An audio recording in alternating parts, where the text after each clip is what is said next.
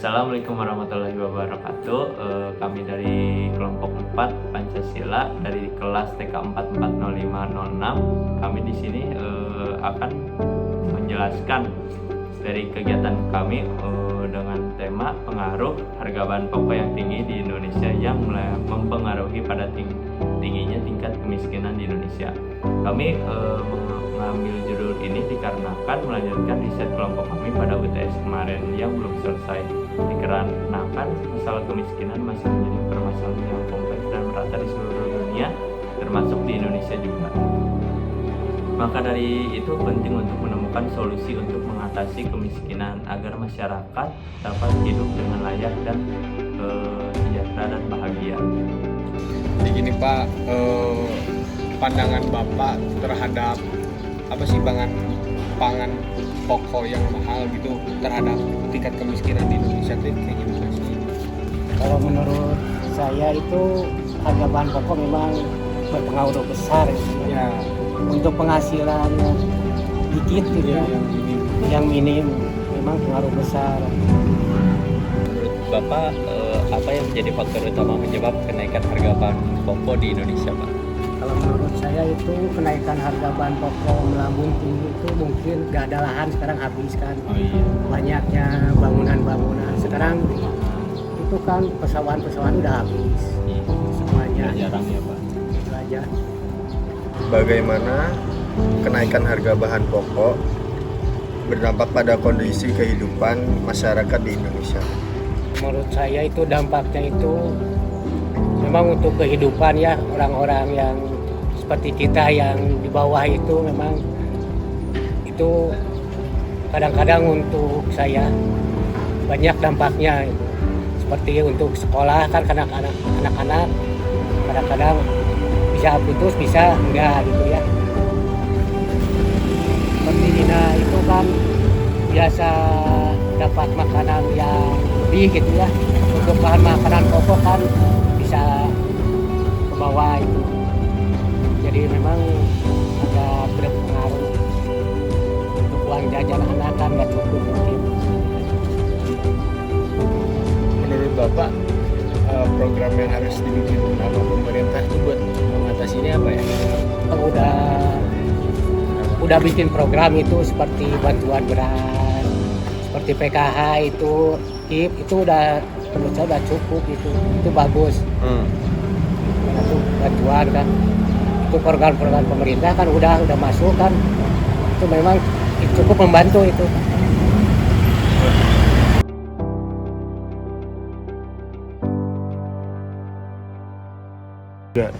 Solusi dari kami yang pertama itu peningkatan keterampilan dan pendidikan.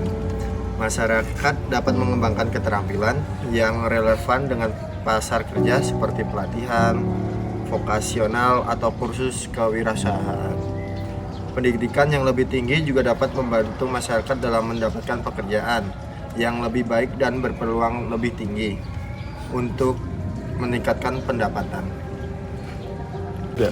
Untuk yang kedua, pengembangan usaha kecil dan menengah atau yang biasa disebut UKM. Mendorong pengembangan UKM dapat memberikan alternatif bagi masyarakat untuk menciptakan sumber penghasilan yang stabil.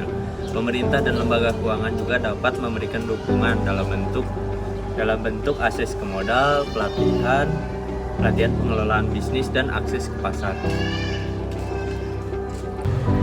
Jadi gini Pak, kalau misalkan untuk yang keuangan inklusif itu kami punya contohnya kayak seperti menyelenggarakan program pendidikan keuangan untuk meningkatkan literasi keuangan masyarakat. Ini dapat juga mencangkup pelatihan tentang pengelola keuangan pribadi, penghematan, perancangan dan anggaran dan investasi juga Pak. Meningkatkan kesadaran hidup sehat dan gizi, kayak misalkan makan makanan yang bergizi dan sehat biar menambah biaya perobatan atau ya kayak gitu. Terus bisa juga melakukan olahraga agar tetap sehat ya, gitu, biar nggak nambah biaya. Saya di sini akan menjelaskan tentang kegiatan dari solusi yang kami terangkan tadi. Yang pertama, peningkatan keterampilan dan pendidikan. Contohnya seperti mengembangkan program pendidikan jarak jauh atau daring yang memberikan akses pendidikan kepada masyarakat yang sulit dijangkau secara geografis. Program ini dapat mencakup materi pembelajaran daring, tutorial video, atau forum diskusi online, menyediakan kesempatan magang dan praktek kerja untuk memberikan pengalaman langsung dalam lingkungan kerja. Program ini dapat membantu masyarakat mengembangkan keterampilan praktis dan memperluas jaringan profesional mereka. Mengadakan program pendidikan masyarakat dalam memahami konsep-konsep keuangan dasar seperti pengelolaan anggaran taman, investasi, dan hutang. Tujuannya adalah membekali mereka dengan pengetahuan dan keterampilan yang diperlukan untuk mengelola keuangan mereka dengan bijak. Untuk yang kedua, pengembangan usaha kecil dan menengah atau biasa disebut UKM. Contoh kegiatannya yang seperti memberi dukungan dalam pemasaran dan promosi produk atau jasa UKM. Ini dapat meliputi pelatihan pemasaran, bantuan dalam mengembangkan strategi pemasaran, pendampingan dalam branding dan desain produk, serta akses ke platform pemasaran digital. Mengadakan pelatihan dan workshop untuk meningkatkan kualitas dan inovasi produk UKM.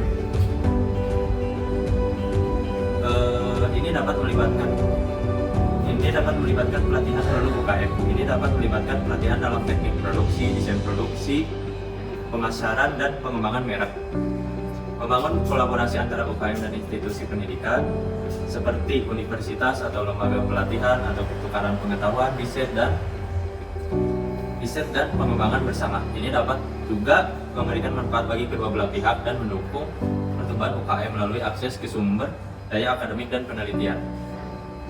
Untuk yang ketiga itu keuangan inklusif. Jadi contohnya itu seperti menyelenggarakan program pendidikan keuangan untuk meningkatkan literasi keuangan masyarakat. Ini dapat mencangkup pelatihan tentang pengelolaan keuangan pribadi, penghematan, perencanaan anggaran, dan investasi.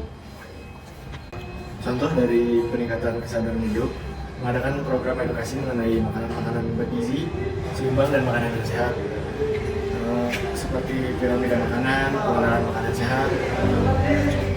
Ada juga mengadakan kampanye promosi untuk meningkatkan konsumsi buah dan sayur di masyarakat, kayak pendistribusian buah dan sayur secara gratis, poster dan brosur edukatif. Sekian dari kelompok lanjutan riset proyek Pancasila dari TK 440506 kelompok 4. Mungkin kiranya ada salah, mohon maaf. Wassalamualaikum warahmatullahi wabarakatuh.